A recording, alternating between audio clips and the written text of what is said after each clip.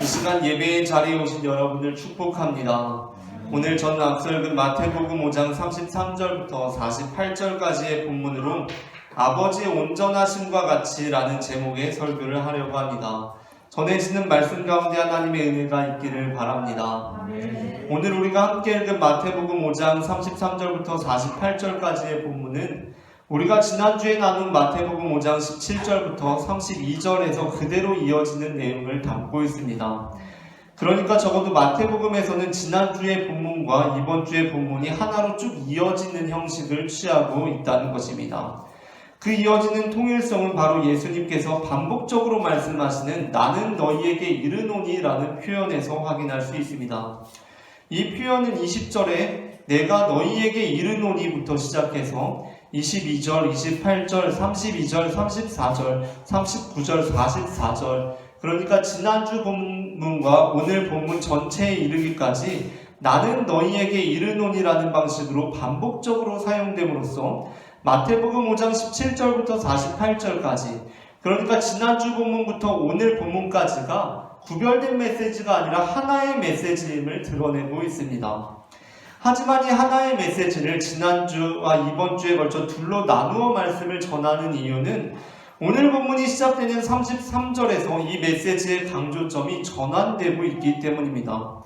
예수님께서는 21절에서 율법의 완전한 형태의 첫 번째 예로 살인하지 말라라는 계명을 다루시면서 옛사람에게 말한 바라는 말씀으로 그 말씀을 시작하십니다. 그리고 오늘 본문이 시작되는 33절에서도 예수님께서는 다시 한번 첫 번째 예를 드실 때 사용하셨던 옛사람에게 말한 바라는 표현을 사용하십니다. 바로 이 부분에서 우리는 이 본문의 후반부가 시작되고 있음을 감지할 수 있습니다. 그렇게 이 부분에서부터 율법에 대한 메시지의 강조점이 달라지게 됩니다. 우리가 지난주에 나누었듯이 이전에 나오는 세 개의 계명을 통해서 예수님께서 강조하시고자 하셨던 것은 바로 인간의 마음의 문제였습니다. 물론 앞선 세 계명을 다루시면서도 그 대상으로서 형제가 나오기도 하고 또 여자가 나오기도 하고 아내가 나오기도 하지만 그 중심은 바로 그 대상과의 관계보다도 주체의 마음의 문제에 초점을 맞추고 있었습니다. 그렇게 함으로써 예수님께서는 사실 우리 모두가 죄인됨을 드러내고자 하셨던 것입니다. 그런데 네 번째 예에 이르러서는 그 강조점이 주체의 마음에서 다른 것으로 옮겨갑니다. 그것은 바로 상대와의 관계입니다. 예수님께서 다루시는 네 번째, 다섯 번째, 여섯 번째 예는 모두 관계라는 주제와 관계가 있습니다. 그리고 이 강조점의 변화와 함께 최종적으로 본 메시지의 지향점 혹은 목적지도 완전히 다른 방향으로 나아가게 됩니다. 농구 경기에서 동료에게 바운드 패스를 할 때, 땅에 공을 튕겨서 패스를 할 때 그 공이 어느 순간 땅에 닿은 후에 본래 목적으로 했던 동료 선수를 향해 가는 것처럼 마태복음 5장 17절에서 율법을 향해 가는 줄 알았던 예수님의 말씀은 33절이 시작되면서 튕겨오르기 시작하더니 궁극적인 목적지로 향해 나아갑니다. 그것은 바로 48절에 나오는 하늘에 계신 너희 아버지 곧 우리의 아버지입니다. 이것은 농구 기초과정에서 가슴에서 가슴으로 직접 던지는 체스트 패스만 배웠던 초급자에게는 놀라운 기술이었습니다. 갑자기 상대방이 공을 땅에다가 내동댕이 치길래 아니 왜 공을 엉뚱하게 땅에다 내던지지? 라고 우습게 보고 있었는데 그 공이 땅에 닿고 땅에서부터 점차 튕겨오르기 시작하더니 우리 팀 수비수로부터 완전히 자유로운 공간에 있는 선수에게 연결이 되는 것입니다. 그러한 면에서 예수님의 가르침은 놀라운 가르침이었습니다. 성경을 시작하면서부터 계속 율법 해왔고 또 결국 예수님께서도 율법을 완전하게 하러 오셨다고 하니까 결국 예수님도 율법이구나 라고 생각하고 있었는데 그 공이 튕겨오르기 시작하더니 율법이 아니라 하나님을 향해 나아가고 있는 것입니다. 그렇게 오늘 본문을 통해 율법에 관한 것인 줄로만 알았던 예수님의 메시지는 율법을 그 목적지로 삼지 않고 하늘에 계신 우리 아버지를 향해 나아가기 시작합니다. 율법을 완전하게 하는 것에서 아버지의 온전하심으로 나아가는 것입니다. 그렇게 예수님께서는 오로지 율법에 얽매여 있는 서기관들과 바리새인들의 시선을 화려한 기술로 돌리셔서 하나님 아버지를 향하게 하고 계신 것입니다. 예수님 당시 서기관들과 바리새인들이 사로잡혀 있던 생각이 있었습니다. 그것은 율법이 무척 중요하다는 것이었습니다. 그들은 율법을 중요하게 여겼던 이유, 그들이 율법을 중요하게 여겼던 이유는 당연히 율법이 하나님께서 주신 것이었기 때문이었습니다. 그래서 율법을 무척 중요하게 여기는 것은 당연히 그 모습만으로 본다면 당연히 아름다운 모습이었습니다. 하지만 문제는 무엇이냐면 어느 순간부터 그들에게 있어서 율법은 하나님보다 더 중요한 것이 되어버리고 말았던 것입니다. 하나님조차도 어떻게 해볼 도리가 없는 법이 되어버리고 말았던 것입니다. 우리의 삶 역시 이렇게 잘못되는 경우들이 있습니다. 예를 들어 하나님의 선한 뜻을 깨닫고 사업가로서 하나님의 나라를 이루기 위해 최선을 다해 사업을 하던 어떤 사업가가 어느 순간부터 하나님의 선한 뜻보다도 사업 자체가 목적이 되고 마는 경우들이 있습니다. 하나님께 비전 응답을 받고 의사가 되어 하나님의 일을 하겠다고 열심히 공부하던 학생이 어느 순간부터 열심히 공부하느라 교회도 나오지 않고 기도도 하지 않고 어느 순간부터 아예 하나님을 잊어버리게 되고 마는 경우도 있습니다. 이러한 모습들은 수단이 목적으로 전락하는 안타까운 예들이라고 할 수 있습니다. 요한복음 1장 9절부터 요한복음 5장 1절부터 9절에 보게 되면 한 사람이 나옵니다. 그는 베데스다라는 연못물이 동할 때에 연못물이 움직일 때 그 물에 먼저 들어가는 사람은 병고침을 받을 수 있다라는 그 소문을 듣고 연못 근처에 기거한 지 38년이 된 못 걷는 사람이었습니다. 어느 날 예수님께서 그의 삶에 찾아오셔서 네가 낫고자 하느냐라고 물으십니다. 그때 그 사람은 수단이 목적으로 전락한 사람의 전형적인 답변을 예수님께 합니다. 예수님께서 그의 삶에 찾아와 네가 낫고자 하느냐라고 물으십니다. 그렇다면 그의 대답은 무엇이 되어야 합니까? 당연히 네, 낫고자 합니다가 되어야 합니다. 그의 삶의 목적은 낫는 것이었습니다. 그가 이 연못가에서 38년 동안 앉아있었던 그 이유도 바로 낫기 위함이었습니다. 그런데 그는 네가 낫고자 하느냐라는 예수님의 질문에 너무나 어이없는 답변을 하기 시작합니다. 요한복음 5장 7절입니다. 병자가 대답하되 주여 물이 움직일 때에 나를 못에 넣어주는 사람이 없어 내가 가는 동안에 다른 사람이 먼저 내려가나이다 라고 말하고 있습니다. 이 대답은 그의 목적이 물이 동할 때에 물에 들어가는 것으로 전락해버리고 만 것을 보여주고 있습니다. 진정한 그의 목적은 낫는 것이었는데 어느 순간 그 수단 자체가 목적이 되어버린 모습을 보여주고 있다는 것입니다. 우리도 예수님께 이러한 답을 드리는 경우들이 있습니다. 예수님께서 우리에게 네가 하나님의 선한 뜻을 이루기를 원하느냐라고 물으시는데 우리는 그 물음에 이렇게 대답합니다. 하나님, 제가 지금 사업을 하고 있는데 이번에 큰 어려움에 봉착했습니다. 이 위기가 잘 넘어가야 하나님의 선한 뜻을 이루든지 말든지 할 것 같습니다 라고 말입니다. 하나님께서 우리에게 네가 나의 비전에 참여하기를 원하느냐, 나의 꿈이 역시 너의 비전이 되기를 원하느냐라고 물으시는데 우리는 하나님 일단 의사가 되어야 하나님의 비전에 참여하든지 안 하든지 하지 않겠습니까? 라고 말한다는 것입니다. 수단이 목적이 되어버리는 것입니다. 이처럼 만일 누군가 서기관과 바리새인에게 하나님의 뜻대로 행하려면 어떻게 해야 합니까? 라고 물었다면 그들은 당연히 율법대로 살아가라 라고 말했을 것입니다. 그들은 당연히 율법대로 살아가라 라고 말했을 것입니다. 하지만 예수님께서는 어떻게 말씀을 하십니까? 예수님께서는 거기서 한 걸음 더 나아가 하나님을 바라보고 나를 따르라 라고 말씀을 하신다는 것입니다. 서기관과 바리새인에게 어떠한 삶이 옳은 삶입니까? 라고 묻는다면 서기관과 바리새인들은 법대로 살아가라 라고 답한다는 것입니다. 그런데 예수님께서는 어떻게 대답하시는 것입니까? 내가 어떻게 살아가야 합니까? 라고 말할 때 예수님께서는 사는 법을 알아라 라고 그렇게 대답해 주신다는 것입니다. 사실 예수님께서 기존의 율법에 얽매여 계신 분이셨고 하나님을 바라볼 줄 모르는 분이셨다면 예수님께서는 율법에 관하여 지난주와 오늘에 해당하는 말씀을 하실 수도 없었을 것입니다. 기존의 율법이 있지만 예수님께서는 어떻게 말씀하십니까? 나는 너희에게 이르노니 라고 말씀하십니다. 기존의 율법이 이렇게 있지만 나는 너희에게 이르노니라고 말씀을 전하시는 것은 그 시선이 율법을 주신 하나님이 아니라 단순히 율법에 머무는 사람이었다면 행할 수 없는 가르침이었다는 것입니다. 그렇다면 예수님께서 말씀하시는 그 목적, 하늘에 계신 우리 아버지의 온전하심과 같이 우리도 온전해지는 것이란 무엇을 의미하는 것입니까? 아버지같이 아버지처럼 된다는 것은 무엇을 의미하는 것입니까? 예수님 당시 이스라엘 민족에게는 구약 성경의 전통에 따라서 하나님처럼 된다는 것에 두 가지 정반대 의미가 있었습니다. 하나는 굉장히 부정적인 의미를 가진 것으로 하나님에 대한 도전과 가장 본질적인 타락을 의미하는 것이었습니다. 그 표현이 창세기 3장 22절에 나옵니다. 창세기 3장 22절입니다. 여호와 하나님이 이르시되 보라 이 사람이 선악을 아는 일에 우리 중 하나같이 되었으니 그가 그의 손을 들어 생명나무의 열매도 따먹고 영생할까 하노라 하시고, 우리가 지난주에 잠깐 나눈 것처럼 인간은 탐욕으로 인하여 하나님께서 먹지 말라고 명하신 선과 악을 알게 하는 나무의 열매를 따먹었고 그로 인하여 타락하게 되었습니다. 그런데 하나님께서는 그들의 타락한 상태에 대해서 이렇게 말씀하시고 있습니다. 저들이 나와는 완전히 다른 존재가 되어버렸다, 타락해버렸다라고 말씀하시는 것이 아닙니다. 하나님께서 어떻게 말씀하십니까? 여호와 하나님이 이르시되 보라 이 사람이 선악을 아는 일에 우리 중 하나같이 되었으니, 오히려 그가 우리같이 되었다, 나처럼 하나님처럼 되었다라고 말하고 있습니다. 인간은 선악을 아는 일에 있어서 하나님과 같이 되었기 때문에 에덴 동산으로부터 쫓겨나게 됩니다. 그렇다면 선악을 알게 되었다는 것은 무엇입니까?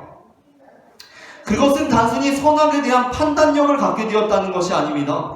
그것은 인간이 선악에 대하여 심판하는 하나님의 영역에 대해 도전해 왔다는 것을 의미합니다. 하나님께서는 인간에게 만물을 다스릴 수 있도록 해주셨습니다. 그러나 하나님께서 인간에게 허락하지 않으신 단 하나가 있었습니다. 그것은 무엇입니까? 선과 악을 알게 하는 나무의 열매를 먹는 것이었습니다. 그것은 바로 선과 악에 대하여 심판하는 영역에 침범하지 말라는 하나님의 분명한 말씀이었습니다. 그것은 바로 선과 악에 대하여 심판하는 영역에 침범하지 말라는 하나님의 분명한 말씀이었습니다. 선과 악에 대하여 심판할 수 있는 권한은 오로지 나에게만 있는 것이니 너는 이 영역에는 얼씬도 하지 말라는 것이었습니다. 하지만 인간은 그러한 면에서 하나님의 영역에 도전했고 그로 인해 하나님과 동등한 수준에 이르고자 했던 것입니다. 그리고 그것을 하나님께서는 가장 본질적인 죄로 여기셨습니다. 물론 오늘 본문은 그러한 의미에서 우리더러 하나님처럼 되라는 것이 아닐 것입니다. 그렇다면 본문의 의미는 앞선 의미와는 정반대의 다른 긍정적인 의미에서 하나님처럼 되라는 것일 텐데, 그 다른 하나는 무엇입니까? 그것은 바로 레위기에 나오는 표현으로 하나님께서 거룩하시니 우리도 거룩하라는 것입니다. 레위기에 보게 되면 하나님께서는 이스라엘 민족들에게 내가 거룩하니 너희도 거룩하라 라는 말씀을 하십니다. 레위기 11장 44절 상반절입니다. 나는 여호와 너희의 하나님이라. 내가 거룩하니 너희도 몸을 구별하여 거룩하게 하고. 그리고 이어지는 45절입니다. 나는 너희의 하나님이 되려고 너희를 애굽 땅에서 인도하여 낸 여호와라. 내가 거룩하니 너희도 거룩할지어다. 오늘 본문 하늘에 계신 너희 아버지의 온전하심과 같이 너희도 온전하라. 이 말씀의 뉘앙스를 보더라도 예수님께서 이 말씀을 하시면서 염두에 두셨던 본문은 바로 내가 거룩하니 너희도 거룩할지어다 라는 레위기 본문이었다라고 생각할 수 있습니다. 그런데 여기서 예수님께서는 그 표현을 레위기와는 조금 달리 표현하고 계십니다. 어떻게 달라지고 계십니까? 거룩이라는 표현이 온전이라는 표현으로 달라지고 있습니다. 사실 지난주와 이번 주에 다루고 있는 본문에서 예수님께서는 율법의 완전한 형태로 총 6가지 예를 들고 계신데, 그중 지난주에 다른 3가지는 주로 신명기 본문을 대표적인 것으로 삼고 있었던 것이었습니다. 출애굽기에도 나오고 신명기에도 나오고 레위기에도 나오고 서로 복합적으로 섞여 있지만 앞에 3가지는 주로 신명기 본문을 대표적인 것으로 삼고 있는 계명들이었습니다. 그리고 이번 주에 다루는 3가지는 레위기 본문을 대표적인 것으로 삼고 있는 본문들입니다. 그렇기 때문에 아마 후반부 3가지 예로 접어들면서 청중들은 자연스럽게 신명기의 율법 정신으로부터 이제 레위기의 율법 정신에 대해서 생각하고 있었을 것입니다. 그러한 면에서 예수님께서 레위기의 표현인 내가 거룩하니 너희도 거룩하라 라는 표현을 다르게 표현한 아버지의 온전하심과 같이 너희도 온전하라 라는 이 표현의 미묘한 차이는 그들의 이목을 집중시켰을 것입니다.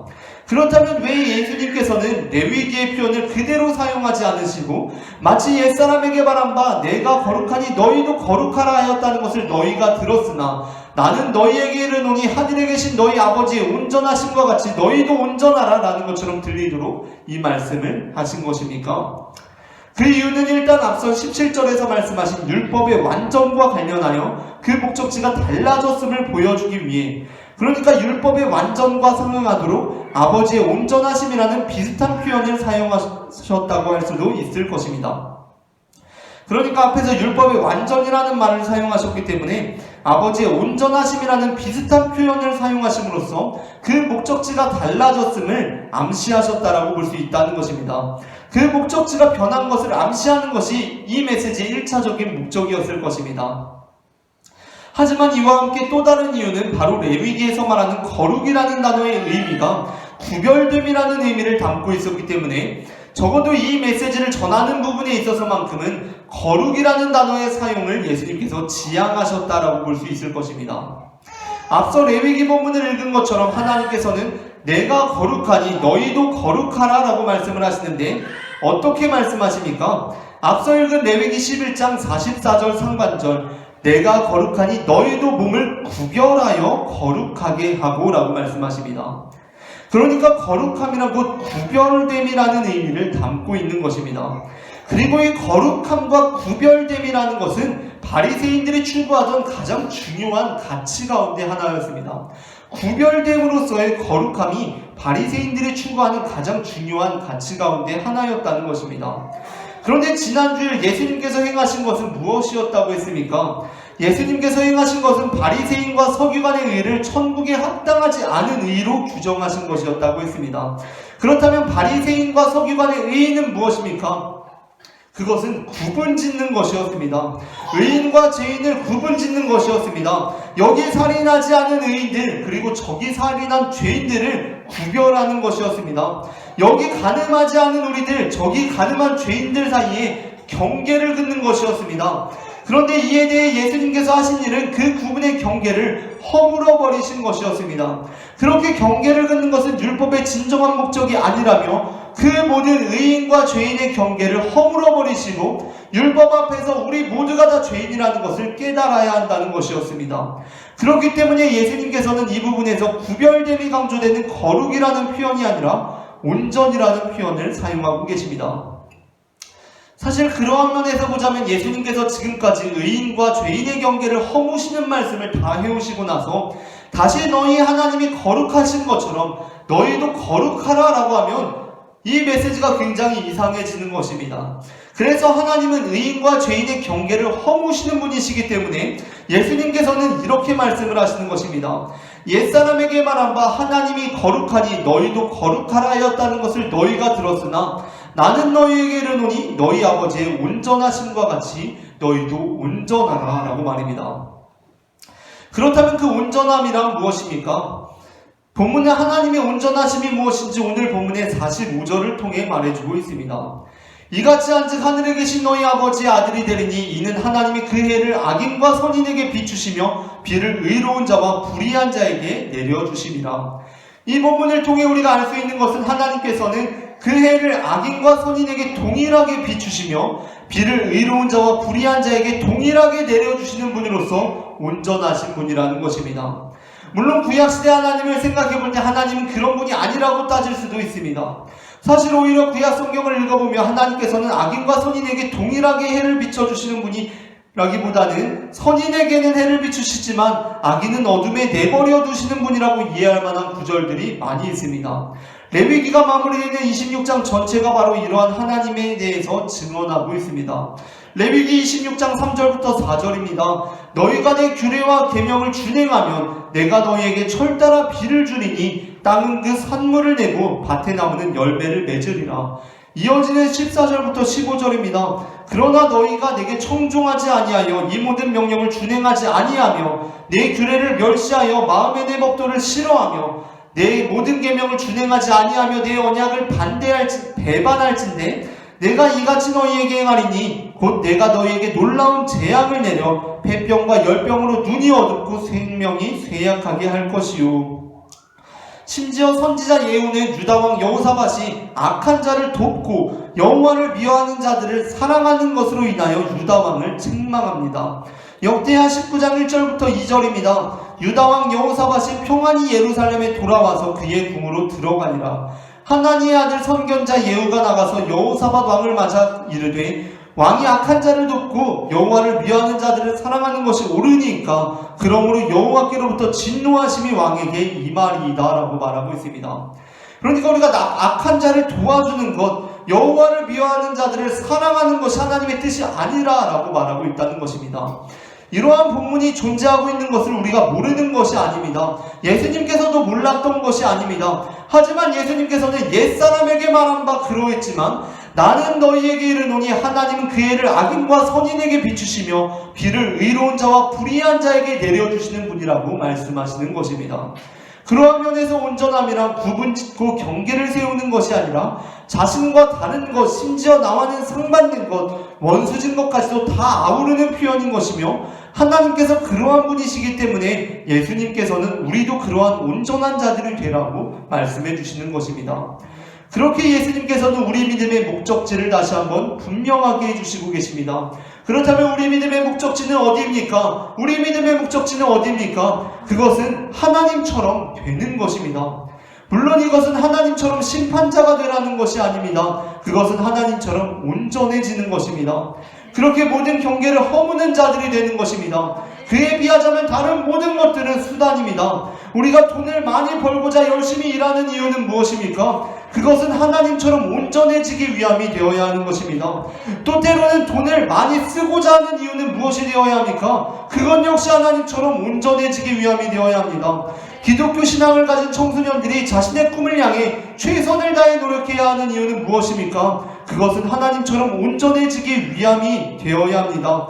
그리고 우리가 예배하고 기도하고 일하고 먹고 잠자는 그 모든 이유는 무엇이 되어야 합니까? 그것은 하나님처럼 온전해지기 위함이 되어야 하는 것입니다. 하지만 그렇지 못한 경우들이 너무나 많습니다. 우리는 오히려 반대로 목적이 수단이 되어 돈을 많이 벌기 위해서 하나님처럼 되고자 합니다. 우리는 반대로 목적이 수단이 되어서 돈을 많이 벌기 위해서 하나님처럼 되고자 합니다. 돈을 많이 벌기 위해서는 나에게 하나님의 능력이 필요한 것입니다. 내가 병이 낫는 게 중요한 것이 아니라 이제는 내가 저 물에 들어가는 것 자체가 목적이 되어버린 것입니다. 또한 내 꿈을 이루기 위해 하나님처럼 되고자 합니다. 내 꿈을 이루기 위해 하나님의 지혜가 필요한 것입니다. 그렇게 그저 내가 잘 먹고 잘 자고 승진하고 성공하고 대박 나기 위해서 하나님이 필요한 것입니다. 하나님은 어디까지나 그냥 내 삶의 수단입니다. 절대 목적이 아닙니다. 목적이 되면 괜히 힘들기만 합니다. 그렇기 때문에 우리는 바로 오늘 본문을 통해 하나님이 아니라 율법의 목을 메고 있던 바리새인들과 서기관들처럼 우리도 하나님이 아니라 다른 것을 우리의 목적지로 삼고 있는 것은 아닌지 돌아보아야 할 것입니다. 예수님께서는 그렇게 우리의 목적 자체를 낮은 수준에 두지 말고 높은 수준에 두라고 말씀하십니다. 우리 삶의 목적을 하나님처럼 온전해지는 것에 두라고 말씀하십니다. 물론 이 본문을 읽어보면 우리는 도저히 이 말씀대로 살아갈 엄두가 나지 않을 수도 있습니다. 아니 누가 내 오른편 뺨을 쳤는데 왼편도 돌려대면 내 뺨이 남아나겠습니까? 속옷을 가져가는 자에게 겉옷까지 주면 내 옷이 남아나겠습니까? 우리를 가게 하는 자에게 신비까지 동행해주면 내 다리와 시간이 남아나겠습니까? 그래서 어떤 사람들은 이 본문에서 예수님께서 오른편 뺨을 치거든 왼편도 돌려대라는 것은 오른편 뺨을 때리는 것은 당시 문화적으로 비인격적인 대우였기 때문에 그러한 비인격적인 대우를 거부하라라는 의미로 이해하기도 합니다. 그러니까 예수님께서 마태복음에서는 특별히 이런 구체적인 상황들에 대해서 묘사를 하고 있는데 오른쪽 뺨을 치거든 왼편도 돌려대라라고 말하고 있습니다. 오른편 뺨을 때리기 위해서는 그 사람을 왼손으로 때리거나 아니면 손등으로 때리거나 아니면 등 뒤에서 그가 알아채지 못하는 상황에서 갑작스럽게 그의 오른편 뺨을 오른쪽 손바닥으로 때려야 하는 이 세 가지 가능성이 존재합니다. 그런데 이 모든 것들이 당시 문화적으로 비인격적인 대우였다는 것입니다. 손등으로 때리는 것, 그것은 당시에 단순한 폭력죄가 아니라 모욕죄였습니다. 그 사람에게 모욕감을 주었다는 것입니다. 그렇다면 왼손으로 때리는 것은 어떻습니까? 왼손은 부정한 손이었습니다. 그가 알아채지 못하게 뒤에서 때리는 건 역시 마찬가지입니다. 이처럼 오른쪽 뺨을 때릴 때 왼편 뺨을 돌려대라는 것은 내가 비인격적인 대우를 당하였을 때 인격적인 대우를 요구하는 것이다 라고 이렇게 해석하기도 합니다. 속옷을 가지고자 하는 자에게 겉옷까지도 가지게 하라는 것 역시 누가복음에는 반대로 나오지만 마태복음에서는 속옷을 가지게 하는 자에게 겉옷까지도 가지게 하라고 나오는데 이건 역시 당시 귀했던 겉옷마저도 줌으로써 고발하는 자에게 수치심을 갖게 하는 것이다 라고 이렇게 해석하기도 합니다. 또 오리를 가게 하거든 심리까지 동행하라는 것 역시 로마 군인들이 지배계층으로서 유대인들로 하여금 어떠한 용무를 위해 법적으로 부과할 수 있는 거리가 오리가 해당되었습니다. 오리까지는 로마 군인들이 유대인들로 하여금 마음대로 부역을 시키거나 노동을 시킬 수가 있었습니다. 그렇게 했을 때 의도적으로 심리까지 동행하라라고 한 것은 그 군인들이 법적으로 불이익을 받도록 오히려 너가 더 그렇게 행세해버리라 라는 의미로 해석하기도 합니다. 그리고 어쩌면 그것이 마태복음의 기자가 이러한 구체적인 내용을 기록한 것들이 그러한 의도를 가지고 작성된 것일 수도 있겠다라는 생각이 듭니다. 단순히 우리가 세상적으로 살아갈 때 우리의 믿음을 이용하려는 자들에게 바보가 되지 말라는 의미로 이 본문을 기록하라고 있다는 것입니다. 하지만 그럼에도 불구하고 이 본문에 정말 근본적으로 예수님께서 하시고자 하셨던 의미는 너희가 그들에게 그러한 의도를 가지고 사랑을 베풀라는 것이 아니었을 것입니다. 예수님께서 정말 말씀하시고자 하셨던 것은 아무런 의도가 없이 정말 너가 그 원수를 사랑하라는 것이었습니다. 정말 그들을 용서해 주라는 것이었습니다. 정말 예수님께서 하신 이 메시지의 의미는 그들의 잘못과 공격에도 불구하고 그들에 대한 사랑을 포기하지 말고 계속하라는 의미로 이해하는 것이 더 적절하다는 것입니다. 왜 그렇습니까? 바로 예수님께서 우리에게 보이신 사랑이 그러한 사랑이셨기 때문입니다. 사도행전 10장에 보게 되면 베드로가 환상을 보고 고넬료라는 이방 군대 장교에게 세례를 베푸는 장면이 나오고 있습니다. 그런데 여기에서 하나님께서 베드로에게 보이시는 환상과 그 환상에 대해 베드로가 보이는 태도가 우리로 하여금 많은 생각을 하게끔 만듭니다. 어느 날 베드로가 기도를 하고 있는데 하나님께서 베드로에게 환상을 보여주십니다. 그 환상은 하늘에서 부정한 짐승들이 내려오는 것이었습니다. 그런데 그 짐승들이 내려오고 나서 하나님의 음성이 있는데 그 음성은 부정한 짐승들을 잡아 먹으라는 것이었습니다. 이에 대해 베드로는 당연히 이러한 부정한 짐승들을 먹을 수 없다고 응답합니다. 그러자 이러한 음성이 들립니다. 사도행전 10장 15절입니다. 또 두 번째 소리가 있으되 하나님께서 깨끗하게 하신 것을 네가 속되다 하지 말라 하더라. 이 환상을 체험하고 나서 베드로는 고넬료라는 이방 군대 장교가 자신에게 보낸 사람들을 만나게 되고 성령의 인도하심을 받아 그 이방 군대 장교의 집에 가서 설교를 하고 세례를 베풉니다. 그런데 베드로는 이전까지 이방인들에게 복음을 전하고자 하지 않았고 복음이 이방인들에게도 해당되는 것이라고 생각하지 못한 사람이었습니다. 그러니까 예수 그리스도를 통한 구원은 오로지 유대인들에게만 한정된 것이었다고 생각했던 사람이었습니다. 왜 그랬습니까? 율법에서 그렇게 말씀하셨고 또한 예수님께서도 베드로에게 그에 관련하여서 새로운 법을 주신 적이 없었기 때문입니다. 베드로는 그렇기 때문에 이방인들에게는 복음이 해당되지 않는다라고 생각하였습니다. 이방인은 구원에서 배제된 사람이라고 생각했었습니다. 그러한 면에서 이 환상은 당시 베드로가 가지고 있던 이방인에 대한 편견과 선입견에 대해 새로운 메시지를 주는 환상이었던 것입니다. 우리가 살아가면서 우리 삶에 원수들이 생길 수도 있습니다. 우리를 사기친 사람, 배신한 사람 등 어떠한 직접적인 경험과 사건들을 통해 맺어진 원수라는 관계 속에서 그들을 사랑하는 삶을 살아가는 것은 사실 무척이나 어려운 일입니다. 하지만 또 다른 의미에서 우리 머릿속에서 만들어지는 원수들이 있습니다. 그들은 바로 베드로의 머릿속에 있는 고넬료와 같은 사람들입니다. 베드로에게 있어서 고넬료는 어떤 개인적인 피해나 손해를 안겨준 적이 전혀 없는 사람이었습니다. 하지만 베드로의 편견과 선입견으로 인해, 아니 그가 가지고 있던 믿음으로 인해 이방인인 고넬료를 원수로 여기고 있었습니다. 원수로 여기고 있었다라는 것은, 여기서 원수라는 것은 무엇을 의미하는 것입니까? 그저 그 사람을 구원 못 받을 사람, 하나님의 심판대에서 명백하게 지옥불에 떨어질 것이 자명한 사람으로 여기는 것입니다. 그것이 바로 그 사람을 하나님의 원수로, 나의 원수로 여기는 것입니다. 그런데 그 믿음 안에서 그렇게 생각하고 있던 베드로에게 성령님은 찾아오셔서 이렇게 말씀하십니다. 옛사람에게 말한 바 속되고 깨끗하지 아니한 것을 결코 먹지 말라 하였으나 나는 너에게 이르노니 하나님께서 깨끗하게 하신 것을 네가 속되다 하지 말라. 하나님께서 깨끗하게 하신 것을 네가 속되다 하지 말라. 둘째 아들이 돌아와서 아버지께서 잔치를 여시겠다는데 네가 맏아들로서 이 잔치가 정당하다는 둥 그런 소리 하지 말아라. 너는 그저 잔치가 열리면 기뻐할 자격밖에 없다는 것입니다. 혹시 우리에게도 선입견과 편견으로 원수로 생각하고 있는 사람들이 있지는 않습니까? 아니 어쩌면 우리의 믿음으로 멸망당할 사람들이라고 생각하는 사람들이 있지 않습니까? 우리의 믿음으로 저 사람을 멸망당하는 것이 자명하다고 생각하는 사람들이 있지 않습니까? 성령님께서는 이렇게 말씀하십니다. 하나님께서 깨끗하게 하신 것을 네가 속되다 하지 말라. 어떠한 시대에는 우리와 같은 유색인이, 어떠한 문화에서는 여성이, 또 예수님 당시에는 장애를 가진 사람들이, 또 초대교회 당시에는 그리스도인들이, 또 종교개혁 당시에는 개신교인들이 기존의 하나님을 믿는 믿음 안에서 원수로, 즉 멸망당하는 것이 자명한 사람들로 여겨졌습니다. 어떠한 시대에는 우리와 같은 유색인이, 어떠한 문화에서는 여성이, 또 어떠한 시대에는 예수님 당시에는 장애를 가진 사람들이, 또 초대교회 당시에는 그리스도인들이, 그리고 종교개혁 당시에는 개신교인들이 기존의 하나님을 믿는 믿음 안에서 원수로, 즉 멸망당하는 것이 자명한 사람들로 여겨졌습니다.